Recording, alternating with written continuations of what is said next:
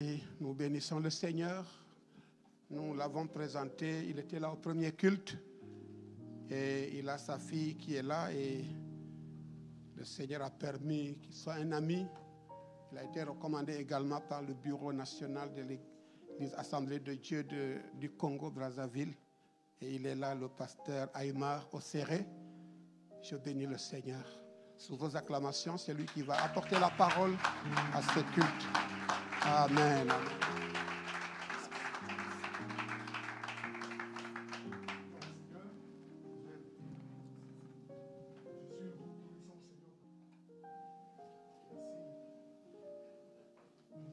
Grâce au Seigneur pour cette grâce, justement cette opportunité qui me donne d'être là avec vous. Je remercie le pasteur Mignan pour cette marque de confiance. Et je ne voudrais pas oublier de vous transmettre les salutations de Brazzaville, de Pointe-Noire, pardon, du Congo-Brazzaville. Je suis de Saint-Aymar-Osseré, de Saint-Aymar-Osseré, de Saint-Aymar-Osseré. Voilà. D'accord, ok. Je suis l'apôtre du ministère Édifice. Je suis marié. Cette année, mon épouse et moi, nous avons fêté nos 29 ans de mariage.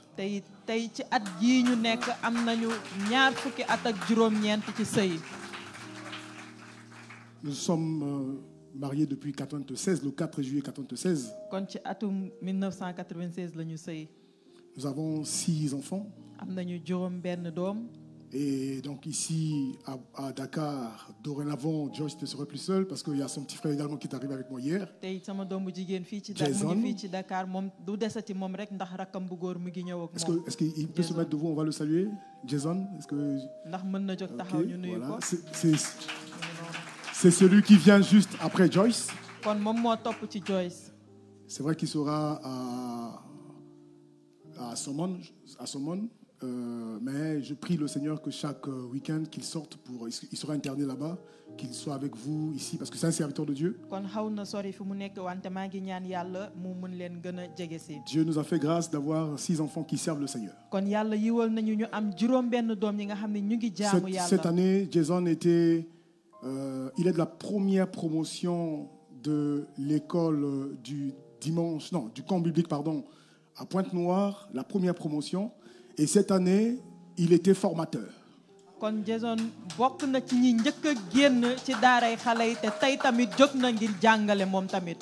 Il est chantre. Il joue à la guitare et au piano. Il est aussi auteur et compositeur de chants chrétiens.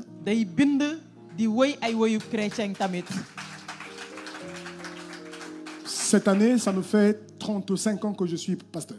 Le Seigneur m'a fait grâce de le rencontrer très tôt. Et missionnaire pendant de longues années. J'ai eu une passion particulière pour les pays arabes et musulmans. J'ai été missionnaire au Maghreb pendant longtemps. J'ai été également missionnaire aux Émirats Arabes Unis. J'étais également missionnaire ici au Sénégal. Les années donc 2003 jusqu'en 2005. Et voilà, Dieu a permis que je disparaisse du Sénégal. Et il a voulu que, finalement, le Seigneur, il a bien voulu que les enfants viennent ici pour les études. Mon épouse était ici à 3 ans. Lorsqu'elle était venue pour déposer, pour installer Joyce. En fait, permettez-moi de faire cette longue présentation, elle est importante. Nous avons 3 filles et 3 garçons. Joyce est la dernière des filles. Et Jason est le premier des garçons. Bon, il a plu au Seigneur que Joyce intègre ici le département du protocole, mais à la base elle est chantre.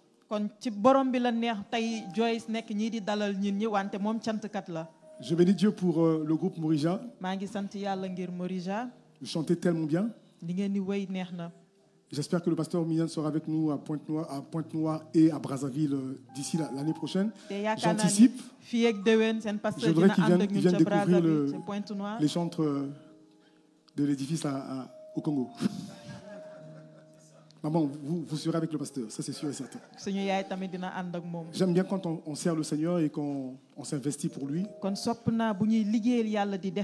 Nous avons eu des défis de construction pendant quelques années. Dieu faisant grâce, l'année prochaine, nous allons terminer un grand temple également à l'occasion des 30 ans de notre ministère. 30 ans, pas mon ministère, mais le ministère, la communauté dont je suis le responsable. Nous avons un grand temple à Brazzaville que nous allons terminer, Dieu faisant grâce, pour les 30 ans l'année prochaine. Et je voudrais que le pasteur, s'il accepte bien d'être un de nos invités, s'il n'a pas un programme pour décembre 2026. Kon fi ak déwén dinañu pare tabax jaamu kaay bu mag boobu nga xamanteni dina mandargal fanweeri at yi nga xam ne ñu ngi jaamu yàlla teyit bu neexee seen pasteur bëgg naa mu ñëw fekkee ko moom ak soxnaam. Voilà. Ce matin, le pasteur nous a béni richement au premier culte avec un texte dans Matthieu chapitre 27. Kon ci suba si pasteur barkel nañu ak benn kàddu bi nga xam ne ci téere Nous avons lu du verset 15 au verset 25. Je voudrais revenir sur le texte. ñu tàmmale ko ci aaya fukk ak juróom ba fukk ak juróom ñaar. Le thème de ce matin, c'était Barabbas ou Jésus. njàngatu suba si moo nekkoon Barabbas wala Yeesu. Le Seigneur me permet de revenir sur le même texte mais avec un autre thème. kon borom bi mu ngi may ma dellu si ci benn kàddu wante ak beneen njàngat. Et le thème c'est un choix judicieux. Maanaam jàngat bi mooy tànneef gu am solo.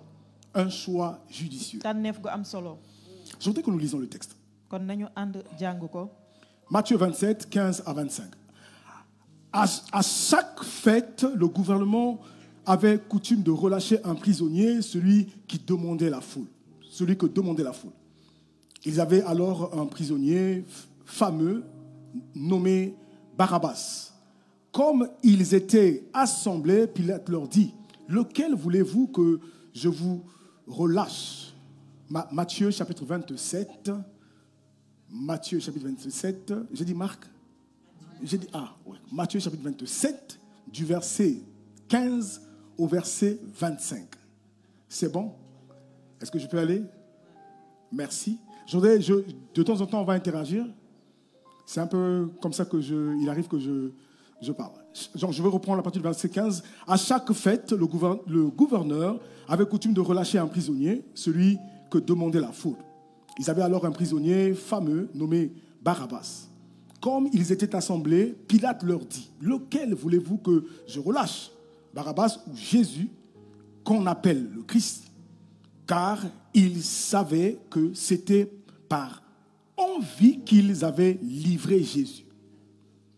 Pendant qu'il siégeait au tribunal, sa femme lui fit dire, « Qu'il n'y ait rien entre toi et ce juste, car aujourd'hui, j'ai beaucoup souffert en songe à cause de lui. » J'aimerais que quelqu'un puisse souligner le verset 19. Il nous sera très capital pendant ce message. Je reprends le verset 19. Pendant qu'il siégeait au tribunal, sa femme lui fit dire, « Qu'il n'y ait rien entre toi et ce juste, car aujourd'hui, j'ai beaucoup souffert en songe à cause de lui. » Les principaux sacrificateurs et les anciens persuadèrent la foule de demander Barabbas et de faire périr Jésus. Le gouverneur, prenant la parole, leur dit, « Lequel des deux voulez-vous que je vous relâche ?» Ils répondirent, « Barabbas. » Pilate leur dit, « Que ferais-je donc de Jésus, qu'on appelle Christ ?» Tous répondirent, « Qu'il soit crucifié. » Le gouverneur dit, « Mais quel mal a-t-il fait ?» Et ils crièrent encore plus fort, « Qu'il soit crucifié. » Pilate, voyant qu'il ne gagnait rien, mais que le tumulte augmentait, prit de l'eau, se lava les mains en présence de la foule et dit, « Je suis innocent du sang de ce juste. Cela vous regarde. » Et tout le peuple répondit, « Que son sang retombe sur nous et sur nos enfants. Amen. » Bien-aimés dans le Seigneur, dans la vie, n'est-ce pas, dans chaque étape de notre vie, il y a un temps précis. Nous sommes tous appelés à un moment donné de la vie de faire un choix. Et en général, ce choix est un choix judicieux pour la vie. J'ai beaucoup aimé la version Souraki, justement, une des versions qu'il faut consulter. J'aime bien personnellement lorsque je prêche, en général, parmi les responsables, il y a plusieurs versions que nous lisons pour expliciter certains points. Barabbas ou encore Jésus Barabbas.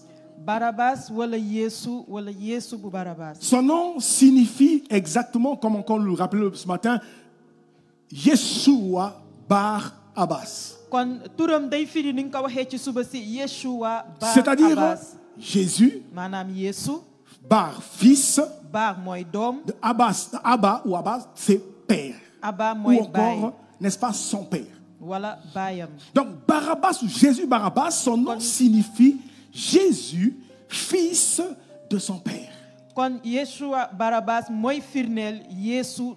Et à côté, il y avait Yeshua Mashiach. Ou encore Jésus le Messie. Bien aimé dans le Seigneur, il fallait faire un choix entre les deux Jésus. Entre celui qu'on dit le fils de son père et celui qu'on dit être le Messie. Il y avait Jésus le fils du père et il y avait Jésus le Messie. Or, la Bible nous dit que Israël attendait la révélation de Dieu. Ils attendaient le Messie. Vous savez, lorsque vous lisez la Bible, lorsque vous voyez essentiellement dans le livre de Luc, l'évangile de Luc chapitre 2, la Bible nous parle de deux personnes. Nous parle de Siméon et de la prophétesse Anne. La Bible dit qu'ils attendaient le salut de Dieu. Ils attendaient ce qui a été promis par le Père. Donc le Messie était attendu.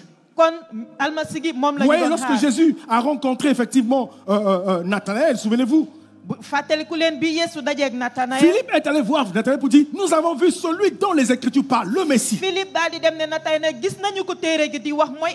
Le Messie était attendu par, n'est-ce pas, les Juifs.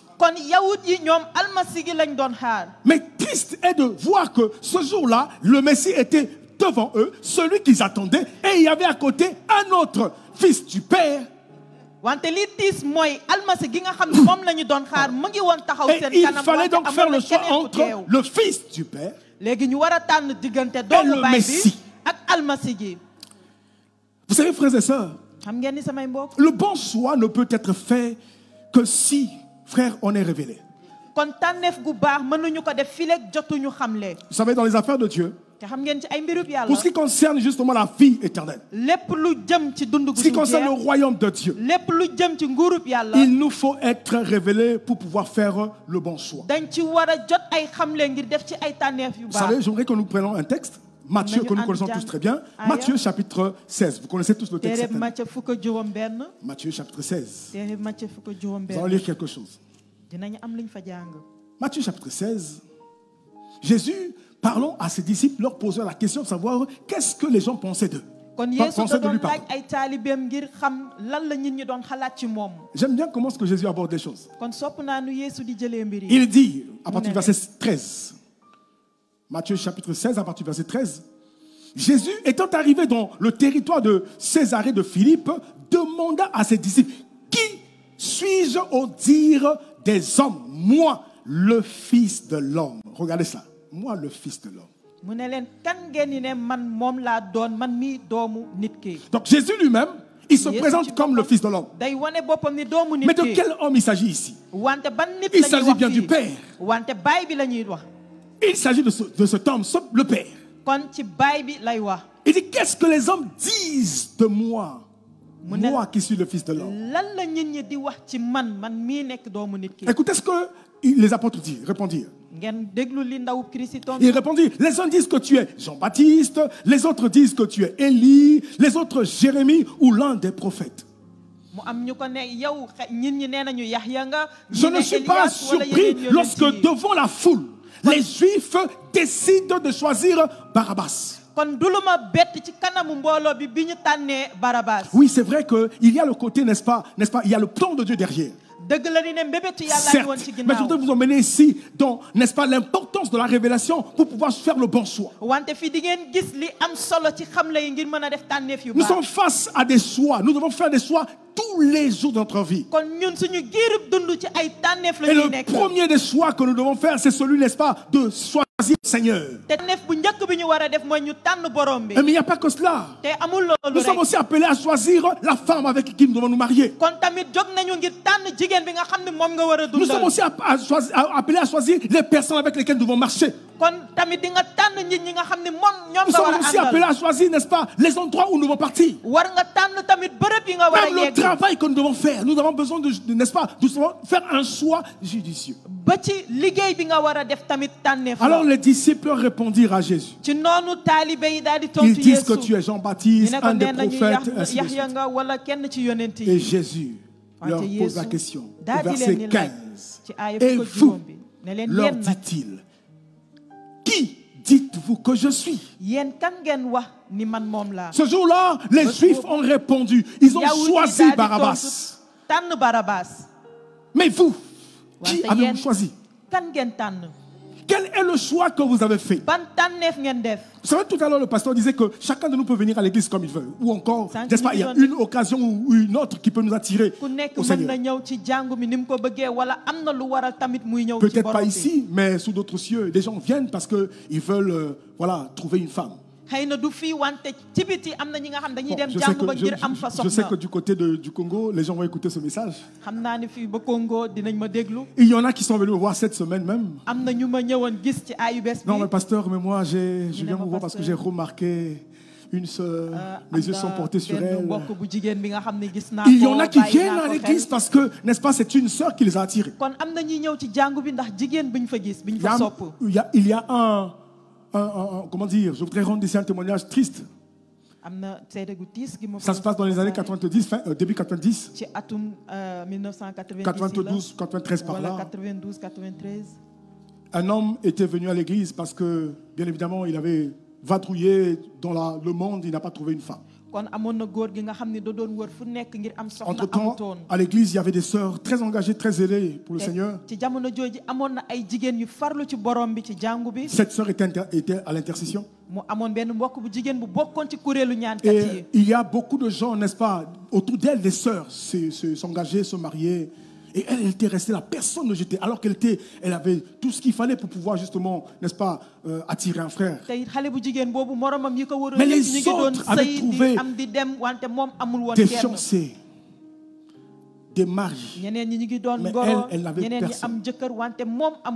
En ce monsieur, un bon païen qu'il était, il avait observé cette sœur. Vous savez peut-être pas ici, mais chez nous, les femmes, les sœurs qui sont... Vous voyez, chez nous, les sœurs qui sont chastes, qui sont sérieuses dans le Seigneur, on les reconnaît. Dès qu'on les voit, on sait que non, celle-là, c'est une sœur qui craint Dieu. Elles ne se parlent pas trop. Elles sont très sobres. Pas trop de boucles d'oreilles, voilà. Pas trop de coiffure. Je ne dis pas qu'elles se coiffent pas, je n'ai pas dit ça. Je n'ai pas dit qu'elles ne mettent pas les bijoux, je n'ai pas dit ça. Ne dites pas que le pasteur a dit que les sœurs qui ont mis les bijoux là, il ne faut pas, non. Mais elle était vraiment sobre. Elle passait du temps à prier, à dire Seigneur, la sœur un tel s'est mariée, et moi alors? Seigneur, telle sœur s'est mariée, moi alors? Et surtout que la plupart de ses amis, ses sœurs mariées, se retiraient d'elle parce que bon, c'était normal, la condition avait changé. Ouais. Elle fréquentait maintenant les mamans de l'église parce qu'il fallait enseigner à la jeune fille comment il faut se comporter avec son mari. Voilà. Donc du coup, elle étant célibataire, sans engagement, les autres mariés avec engagement, avec elle, comme un peu notre sœur, enceinte ou elle va avoir des enfants. Qui il faut fréquenter à ce moment-là? Est-ce que c'est toujours les sœurs célibataires ou les mamans ou les ayants marché? Mais cette sœur-là, chaque matin au culte matinal, elle élevait la voix et priait. Et le monsieur voyait. Écoutez, des fois la sœur priait. Vous savez, des fois il ne faut même pas trop crier aussi. Quand on prie, quand on est dans l'intimité avec Dieu, il faut prier tout doucement aussi. Jésus a dit, entre dans ta chambre. C'est dans le lieu secret. Ferme ta chambre. Ton père qui est dans le secret, il va t'écouter. Mais elle criait. À quand mon jour? À quand mon jour? Il est où mon Adam? Seigneur, n'est-ce pas que je suis une bonne Ève? Et ce monsieur avait écouté. Ce qui est triste, c'est que cette sœur, pourtant elle était intercesseur. Ce monsieur se présente. Oh, nous, que Dieu nous garde, pasteur, que Dieu nous garde. Nous, les pasteurs, nous aimons souvent les frères qui sont... Heureusement que ce n'est pas ici, ce n'est pas au Temple des Nations. C'est dans une autre église là-bas. Quand un frère arrive à l'église, scellé, engagé, le frère est toujours là, on est en train de construire. C'est lui qui apporte, n'est-ce pas, la contribution la plus importante. Le frère se fait distinguer par ses dons, par son attention vers le pasteur et les responsables. Et le pasteur se rend compte que le frère n'est pas engagé. Oh, quelle est ma fille que cet homme va prendre? Et ce jour arrive, le frère vient voir le pasteur. Pasteur, mais frère, ça va, mais tu n'es pas marié, pasteur. Moi, je cherche une femme. Je n'ai pas encore trouvé. Oh, mais j'ai beaucoup de belles filles ici dans l'église. La sœur a été pointée du doigt par le frère. Elle était à l'intercession. Ça veut faire le choix de la fille. C'est très important d'être révélé pour faire le bon choix. Finalement, le pasteur dit non, c'est ma fille, je vais parler avec elle. Écoute, il y a un homme, tu vois le frère qui est là. Il dit, pasteur, mais comment je fais pour intégrer l'église? Il faut te faire baptiser. Il n'y a pas de problème. Il a intégré l'église par le baptême. Amen. Il a porté à l'église, n'est-ce pas? Attentionné justement au moindre éternuement ou encore quelque chose du pasteur, le monsieur est là présent. Finalement, il s'est marié avec la sœur. La question c'est de savoir, je disais ce qui était triste, est-ce que la sœur avait demandé au Seigneur? Lorsqu'ils sont mariés au bout d'un certain temps, la première année c'était bien. Et voilà que le frère très zélé à l'église, les jours de la semaine, il était plus présent. Il ne venait plus que les dimanches. Avant, dès qu'il finissait le boulot à 17h, il était date. C'était maintenant 19h, 20h. Et après, c'était maintenant minuit. 1h, 2h, il découchait maintenant. Il tape la soeur pour la première fois. La soeur a un bleu. Un œil en compote. Le frère, la soeur se présente à l'église. Mais qu'est-ce qui s'est passé, ma fille? C'est le frère. Le frère disparaît de l'église. Le pasteur appelle le frère. Écoutez la réponse du frère. Pasteur, quand quelqu'un est en terminale, s'il a passé le bac, est-ce qu'il revient encore en arrière? N'est-ce pas qu'il est écrit que celui qui se fera baptiser sera? Je suis sauvé. La sœur, elle est mariée. Je ne veux pas conclure, mais qu'est-ce qu'elle doit faire? Divorcer? Continuer à marcher. Le frère est parti de l'église. Donc même pour le mariage, il faut vraiment faire attention. Pardonnez-moi, je suis resté là longtemps. Pardonnez-moi, je ne sais pas pourquoi, mais certainement que Dieu me parle à quelqu'un. Pardonnez-moi, mais je vais continuer. Dans la vie, nous sommes appelés à faire des choix. Et Jésus pose la question à ses disciples. Qu'est-ce que vous, oui, tout ce que les hommes disent, ça c'est eux. Mais vous alors, qu'est-ce que vous dites de moi? Vous savez, frères et sœurs, lorsque nous voulons vraiment marcher, réussir dans notre vie, et que nous prenons à la légère les choix que nous sommes en train de faire, nous avons déjà échoué avant de commencer. Il ne faut jamais prendre à la légère les choix que nous sommes amenés à faire. Les Juifs attendaient le Messie. Ils attendaient le salut d'Israël. Ils avaient besoin du Sauveur. Mais combien ont reconnu en Jésus le Messie? J'avais demandé que nous puissions justement souligner le verset 19. Lorsque nous regardons le verset 19, il est dit quelque chose. Il est dit ceci. Que la femme, regardez, verset 19. Il est dit, pendant qu'il siégeait au tribunal, c'était pour faire quoi? Pour rendre le verdict. Ils étaient en train de prendre la décision ultime, judicieuse. Une décision qui devait faire quoi? Qui devait avoir un poids sur la nation tout entière. Mais pendant ce temps, la femme de Pilate, elle a eu une révélation. La Bible dit ceci. Il dit, sa femme lui fit dire qu'il n'y ait rien entre toi et ce juste. Qui a dit à cette femme que c'était injuste? Qui a dit à cette femme que c'était injuste? Qui d'autre est juste que le Messie? Cette femme a reçu la révélation. Lorsque nous voyons également la réponse de Pierre, au chapitre 16 là où nous étions, le Seigneur Jésus-Christ dit au verset 17 à Pierre, il dit, ce n'est ni la chair ni le sang qui t'ont révélé ces choses. Vous savez, cette femme a reçu une révélation par un sens. Et Pierre aussi a reçu la révélation sur la personne du Christ. La Bible déclare dans le psaume 119, le verset 130, que la révélation de tes paroles est claire. Et elle donne de l'intelligence aux simples. Ça veut dire lorsque nous nous présentons devant Dieu pour faire le choix, soyons simples lorsque nous venons devant lui. Frères et sœurs, lorsqu'on vient à Dieu pour demander une orientation à lui, on vient de façon simple. On ne vient pas avec déjà des préjugés, avec déjà des idées arrêtées. Vous savez, tu peux venir à Dieu pour demander quelque chose, mais tu t'es déjà fait une idée, tu as déjà arrêté ton plan à toi. Tu es chargé, tu n'es pas simple. Le simple, c'est celui qui dit Seigneur, voici ce que j'avais comme idée. Mais toi, qu'est-ce que tu dis? Le simple, c'est celui qui est prêt à accepter ce que Dieu lui demande de faire. C'est celui qui ne reste pas figé sur son plan, Seigneur. Moi, c'est seulement ça.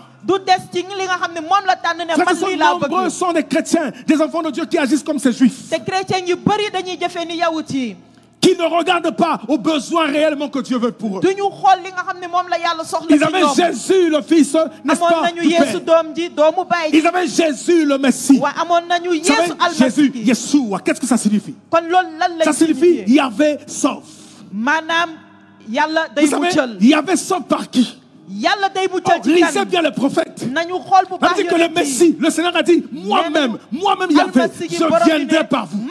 Je viendrai au milieu de vous. C'est la même chose que lorsque Jésus parlait avec, répondait aux disciples de Jean. Il les a renvoyés dans le prophète. Qu'est-ce que les prophètes ont dit? Il dit, l'Éternel, votre Dieu, viendra lui-même. Vous savez, Jésus, Yeshua, Dieu sauve par le Messie. L'envoyé, le ouin. Ils avaient l'envoyé, mais ils n'ont pas regardé comme l'envoyé. Plus tard, Jésus va le dire dans Luc chapitre 19. Il dit, Jérusalem, si toi aussi, dans les jours, n'est-ce pas, qui ont été arrêtés pour toi, tu avais connu les temps de visitation. Souvent, nous laissons passer la visitation de Dieu devant nous. Dieu veut se révéler à nous, il se révèle à nous. Mais comme nous ne sommes pas simples, nous avons nos préjugés, nos idées arrêtées. Nous ne savons pas recevoir ce que Dieu veut pour nous. Je citais Psaume 119, verset 130. Mais Jésus, la même chose, dit également dans Luc chapitre 10, du verset 21 au verset 22. La même chose, Jésus l'a dit. Il dit que personne ne connaît le Fils, si ce n'est le Père. Mais personne non plus ne connaît le Père, si ce n'est le Fils. Mais il n'y a pas que ça. Et celui à qui il le révèle. C'est le Fils qui nous révèle qui est le Père. En fait, en d'autres termes, nous avons besoin de la révélation de Dieu pour faire le bon choix.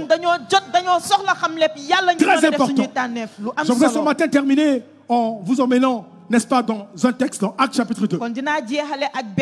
Je suis face ici à vraiment un texte qui m'a toujours fasciné, depuis toujours. Actes chapitre 2. Prenez avec moi à partir du verset 5. Actes chapitre 2. Actes chapitre 2.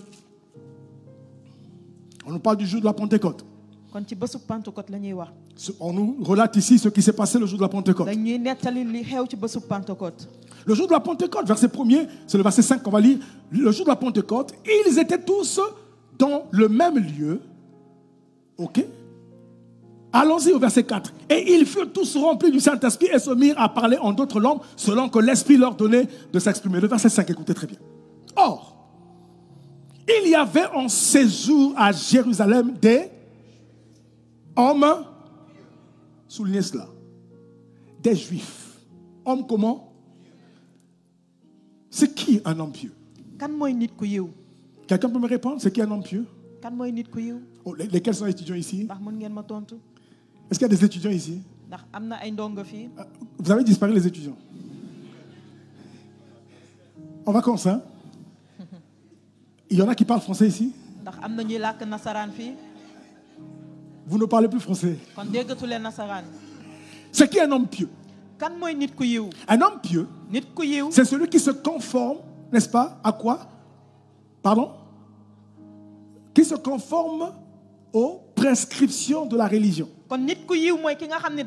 C'est-à-dire que celui qui se conforme à la parole de Dieu. On va paraphraser. Donc il y avait là des Juifs, des hommes qui se conformaient à la loi.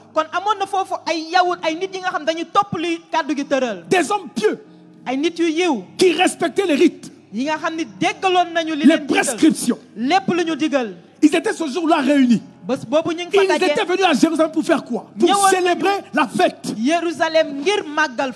La Pentecôte. Amen. Amen. Des hommes pieux. Mais ça m'étonne quand même. Des hommes pieux qui viennent pour célébrer un Dieu qu'ils ne connaissent pas. C'est ça qui me fascine. Ils viennent adorer un Dieu, célébrer un Dieu qu'ils ne connaissent pas. Combien parmi nous avons, n'est-ce pas, sommes des hommes ou des femmes qui ne connaissent pas le Dieu qu'ils adorent? C'est comme disait le pasteur tout à l'heure.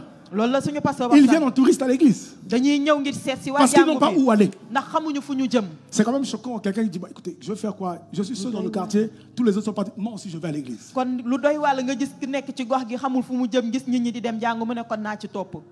Non, mais moi en tout cas j'ai envie de jaillir un peu là. Je vais aller un peu pour... Oui, j'aime bien. Nous, vous savez que nous, les Congos, les deux Congos, en tout cas nous dansons beaucoup. Nous avons beaucoup dansé, même à l'église. J'étais en train de me dire, est-ce que si j'exquise trop les pas ici, on va dire, le pasteur la danse beaucoup. Mais il fallait quand même doser, comme on dit chez nous, il faut doser. Amen. Amen. Nous venons à l'église, non pas parce que nous l'avons rencontré, non pas parce que nous le connaissons, mais parce que nous venons par mouvement. Par habitude. Peut-être pour soulager notre conscience. Peut-être pour soulager notre conscience. Non pas parce que nous l'avons connu. Les hommes, les Juifs, or il y avait dans ces jours à Jérusalem des hommes, des Juifs hommes pieux. De toutes les nations qui sont sous le ciel. Allons-y au verset 36. Pardon, au verset 36. Que tout Israël... Que toute la maison d'Israël sache donc avec certitude que Dieu a fait Seigneur et Christ, ce Jésus que vous avez crucifié. L'apôtre Pierre, si vous lisez très bien, il leur a présenté le Messie. C'est-à-dire il leur a présenté celui qui était envoyé par Dieu. Il leur a présenté Dieu parmi eux. Il leur a présenté Emmanuel. Il leur a présenté Yeshua. Ils ne croyaient pas en lui. Ils étaient pieux. Comment pouvaient-ils faire un bon choix alors qu'ils ne connaissent pas? Est-ce que tu le connais? Est-ce que tu as fait le bon choix? Ou tu es venu simplement par mouvement? Écoutez ce qui se passe. Verset 37. Après avoir entendu ce discours, lesquels? Verset 5. Lesquels? Ils eurent quoi? Le cœur vivement touché. Et ils dirent à Pierre et aux autres apôtres, hommes frères, que Juifs, Homme pieux. C'est-à-dire que lorsqu'on les voit, on considère que...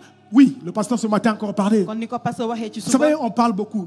Moi, quand on parle du Sanhédrin, les gens voient le Sanhédrin, ils ne voient pas, n'est-ce pas, la composition même. C'est un peu comme, on va dire, la chambre haute, la chambre basse. N'est-ce pas, le Parlement réuni. Il y a donc il y a des pharisiens, il y a les sadducéens, il y a les scribes, oui, bon, naturellement. Il y a donc les zélotes qui sont là. Vous savez que parmi les pharisiens, il y avait beaucoup de classes. L'apôtre Paul faisait partie des zélotes. Mais il y avait aussi une classe qu'on appelait les seigneurs. Vous connaissez les seigneurs, n'est-ce pas, pasteur? Les juifs, oui, les seigneurs. Les pharisiens seigneurs, c'était lesquels? C'était le genre de personnes comme aujourd'hui qui ne regardent pas les femmes. Lorsqu'ils marchent les yeux fermés. Quand ils voient les femmes, imaginez-vous, ils se détournent et ils vont contre le mur. Et qu'est-ce qui se passe? Au départ c'est un bleu, après c'est un rouge. Et le sang fait quoi? Vous comprenez pourquoi ça s'appelle Seigneur? Ils saignaient beaucoup. Il y a des chrétiens qui ont la nature, ils ont l'apparence de la piété. Mais ils réunissent ce qui fait la force de la piété. Ces hommes juifs, ils avaient l'apparence de la piété.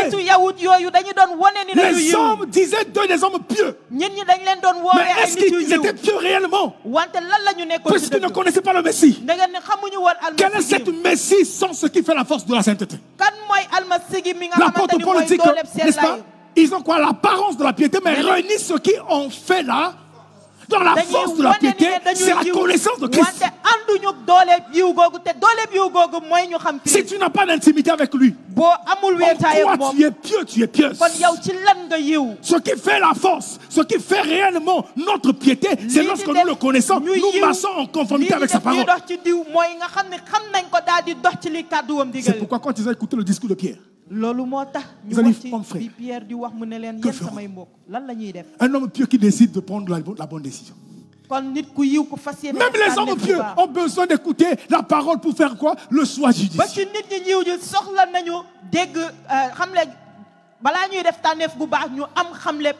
Je répète encore. Le choix judicieux ne peut se faire que sur la révélation de la parole de Dieu. Psaume 119, verset 130. Pasteur, par la grâce de Dieu, nous enseignons beaucoup. Nous prenons le temps d'enseigner la parole de Dieu.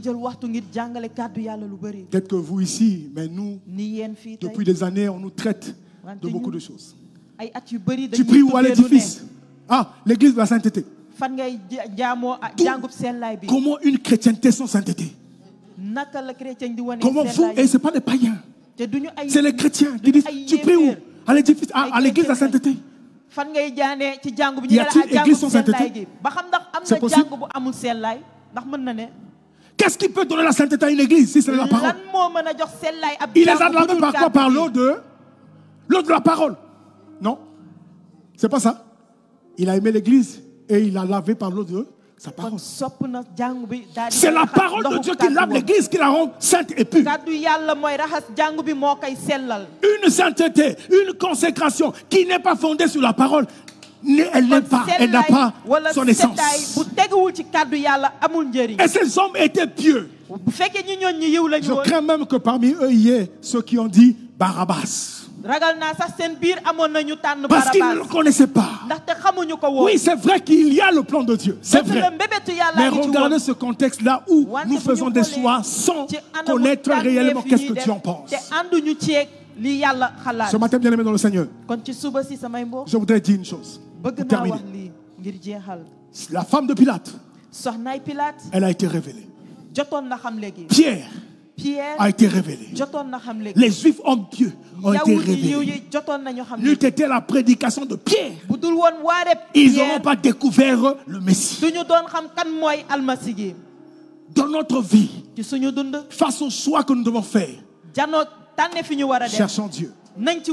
Celui qui peut se révéler à nous, celui qui peut nous donner l'orientation qu'il faut, celui qui peut nous parler. Je voudrais que nous puissions baisser nos têtes pour prier.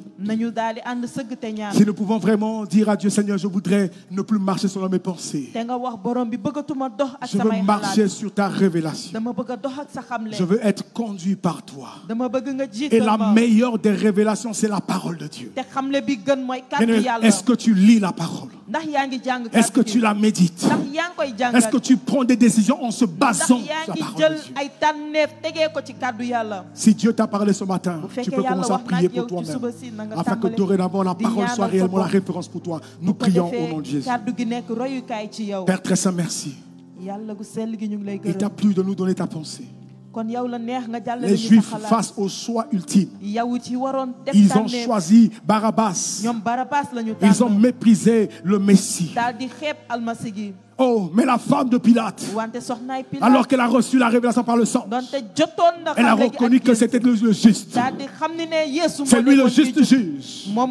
Seigneur, les Juifs hommes pieux, ils se disaient pieux, mais ils reniaient ce qui faisait la force de leur piété. Mais lorsqu'ils ont reçu la révélation par la prédication de Pierre, ils ont connu le Messie, Jésus. Et ils ont pris la bonne décision. Père, je prie que la parole qui est annoncée ici, alors que ton serviteur et tous ceux qui passent ici donnent ta parole, que le voile soit ôté devant les yeux de quelqu'un. Qu'un homme, une femme connaissent réellement ta volonté pour sa vie. Et que dans les différents choix que nous aurons à faire demain, Seigneur, que nous puissions nous baser sur ta parole. Père, souviens-toi de cette église. Souviens-toi de ton peuple. Merci de ce que tu te révèles à chacun. Et merci de ce que tu les attires à toi. Toi qui vis et qui règne d'éternité en éternité.